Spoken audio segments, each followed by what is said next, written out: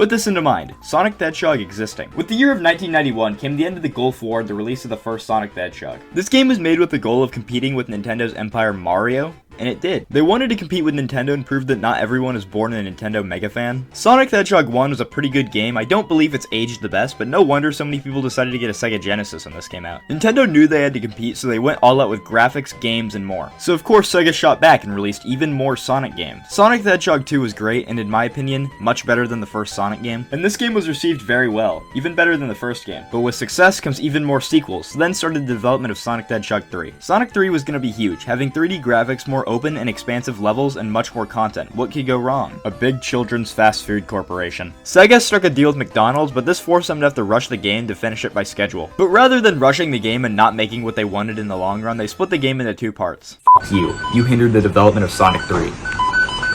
Please spit in my food. Sonic the Hedgehog 3 was released on schedule, but split in half and left on a cliffhanger, so not released on schedule. And then about 8 months later, the second part was released, Sonic and Knuckles. This game introduced lock-on technology, so both games could connect with each other, so you could play Sonic 3 as God intended. This feature is also compatible with Sonic the Hedgehog 2, allowing for Knuckles to be an extra playable character. How does this fit into the lore? The lock-on cartridge is also compatible with a few other games, so you get some extra Blue Spheres levels. Oh boy. The lock-on technology is pretty neat, but it feels like they didn't know what else to do. You'll notice that now whenever these games are re-released, they'll be put together like how they're intended to be played. But I love the Sonic and Knuckles lock-on cartridge for one reason and one reason only: Sega Genesis Tower. I love the classic Sonic games. In my opinion, most of them still hold up and are some of the greatest platformers ever created. They obviously stopped numbering the series because after a while it gets kinda weird. They also did this to differentiate the change in the series with the Sonic Adventure games. But then 14 years later, Sega decided they wanted to pander, make a new classic Sonic 2D platformer. Sonic the Hedgehog 4.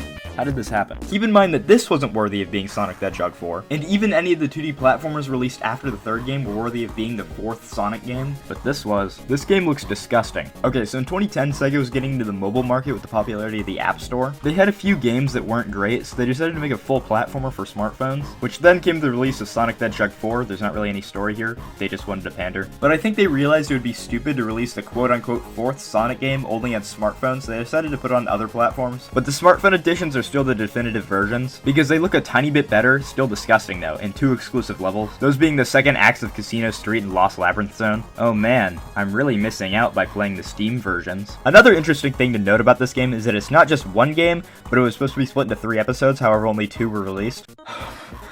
I'm gonna need a minute after this one. But I want to talk about these games and explain why I think they're some of the worst Sonic games ever released. However, I want to split each game into a different area because both of these games are completely different. They both suck though.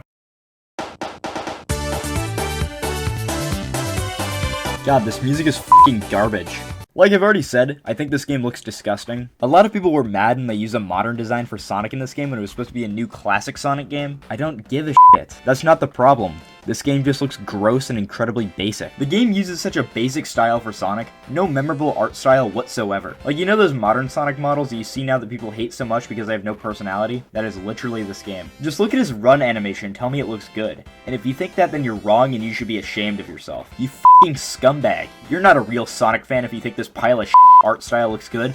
F*** you. This game also just feels slow in general. Maybe it's the animations which have no fluidity, but it just feels like nothing. But you see, this game can be a little fast, but that means nothing because most of the time in this game you're just being pushed around with boost panels. And when you aren't being assaulted with boost panels, they decided to give you the homing attack so you can get through loads of enemies by just clicking one button repeatedly. The homing attack works well when it's in a 3D space because it makes it easier to hit enemies with Sonic speed, but also allows for some platforming to be based around it. Having it in 2D defeats the entire purpose of it because you can easily hit enemies without it. It's completely automated. See some enemies? Cool. Now use the homing attack, which is just mashing one simple button. You don't have to jump, just click one button repeatedly. And when that's not happening, then you just have boost panels. And the physics suck as well. Like, why should I lose momentum and slow down so quickly while using a spin dash? Look at the momentum of the spin dash in Sonic 2 versus Sonic 4.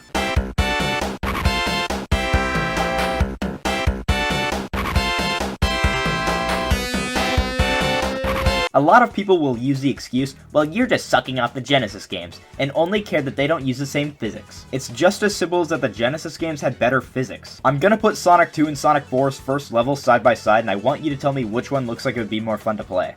Tell me! And just look at the level design for this game. Like I said, relies way too much on automated playing. And the music. My god, the music sucks in this game. They tried to emulate the Sega Genesis music, I think, but the music here just sounds like somebody found a free Sega Genesis soundfront and started messing around in FL Studio. You know what? F this game. And they don't even have original levels. They're all just ripoffs of old ones. Splash Hill, Casino Street, Lost Labyrinth, and Mad Gear Zone. All ripoffs of previous ones. And like I said, they're all shit. Shit level design, shit graphics, shit everything. And why would they have 3 acts per level? Sure, they had that in the first Sonic game, but changed it for every other game to come after it. But no, this game has to be special. And by special, I mean shit. That has to count for something, right? Even the end is the same as Sonic 1's ending. Why is this game even called Sonic 4 if there isn't anything original? In the original ideas, what did I expect? Do you know what the worst part is? That's only half of Sonic 4. We got a second episode that I also have to take a look at.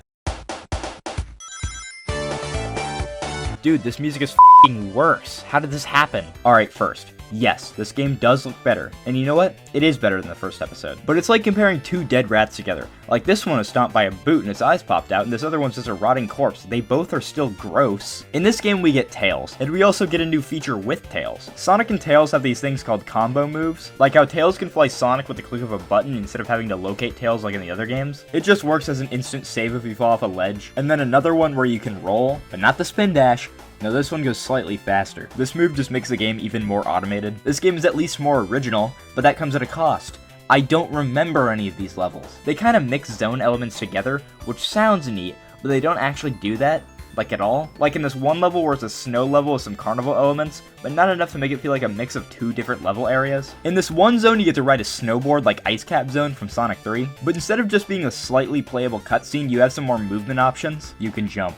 That's it. And whenever you jump, you lose your tree bark snowboard, and when you land on the ground, you magically find a new one. I don't normally like to take logic into account while looking at media, but this just looks stupid and shows that they clearly didn't want to add Sonic grabbing his snowboard into his jump animation. The final boss is fine, but fine doesn't mean good. They just reused the same Metal Sonic fight from Sonic CD, but made it worse. And this game just holds your hand, in some ways even more than the first episode. Like this video that always plays whenever you use your abilities, like I f***ing get it. This plays all the way through to the last boss of the game. I also think it's stupid that they didn't introduce Tails until the second episode of the game and plan for Knuckles to be in the third. Like we have to work for the characters which were introduced in these games from the 90s? Go f*** yourself! Don't treat me like I'm a dumb f***ing toddler. In the first Sonic game it's just Sonic, but in the second one we get both Tails and Sonic. Then in the third one we get Sonic, Tails, and Knuckles. But then in the fourth one we have to work our way up to get what we already had. I would burn this game, but it's in my Steam digital library. To wrap up my thoughts on this game, if you like this game then you should play better games and stop being a dumb f***ing prepubescent baby. Thank God they retconned this game in Sonic Mania.